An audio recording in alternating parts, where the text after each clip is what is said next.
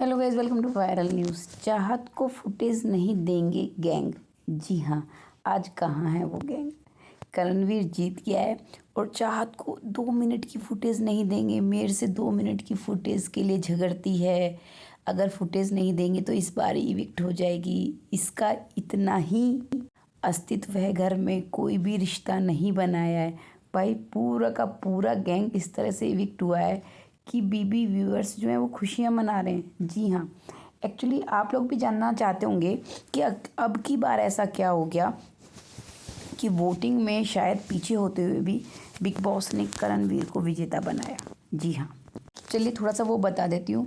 बाकी जो फुटेज नहीं देंगे गैंग को कर्मा मिला है ना, उसमें रजत दलाल हैं और विवियन भी हैं गाइज, और साथ में हैं ईशा और अविनाश तो हैं ही हैं।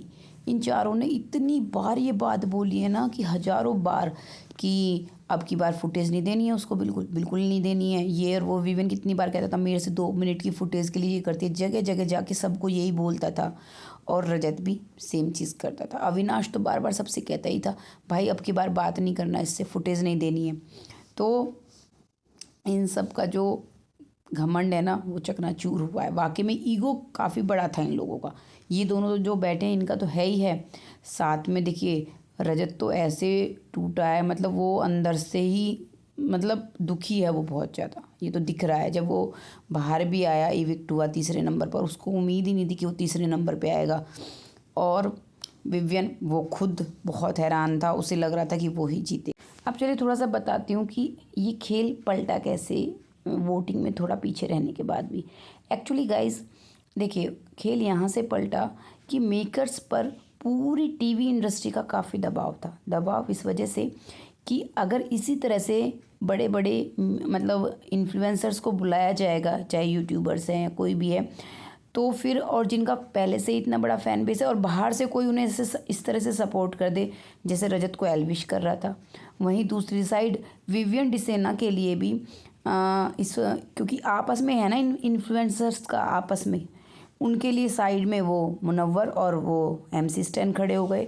तो ये फाइट असली बीबी व्यूअर्स की रही नहीं, जो बिग बॉस देखते हैं, जो शो फॉलो करते हैं, पूरे एपिसोड्स देखते हैं, ये रह गई सिर्फ इन लोगों के नाक की लड़ाई। ठीक है, ऐसे में टीवी इंडस्ट्री का भारी दबाव था जैसे कि लोग कुछ ना करेंगे और उनके पास फैन बेस होगा तो वो बिग बॉस जीत के चले जाएंगे, फिर कौन देखना चाहेगा ऐसा।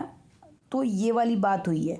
एक चीज़ और है, आपने जो देखा था कि प्रियंका वाले शो में, प्रियंका चौधरी वाले उसमें 16 में, तब ये था सबको था कि भाई कलर्स का ही चेहरा जीतता है।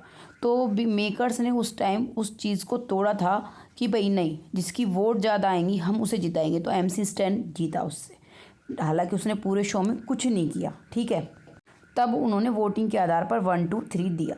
अदरवाइज सबको लग रहा था कि प्रियंका इतना अच्छा खेली है, उन्हें टारगेट भी काफ़ी किया गया है पूरे शो में, तो वही विनर रहेंगी। तब ऐसा हुआ था। और अब की बार इन्होंने उल्टा किया कि सबको लग रहा था वोटिंग से वो जीतेगा, लेकिन असली में विनर जो सब मतलब असली बीबी व्यूअर्स है उनको सबको करण पसंद आ रहा था, क्योंकि सोशल मीडिया से भी अलग है जो लोग लगातार शो को फॉलो करते हैं। एक बात और है, अगर इसी तरह से जैसे रजत जीत जाता अब की बार भी, तो ये होता कि कोई भी बड़ा नाम अगली बार तुम्हें 19 में दिखाई नहीं देता टीवी इंडस्ट्री से। ऑफ कोर्स क्यों आएंगे वो कि भाई कोई भी बड़ा इन्फ्लुएंसर आ जाएगा और उसे बाहर से भी बड़ा कोई सपोर्ट कर देगा तो वही जीत जाएगा वोटिंग में, हम क्या चीज़ है।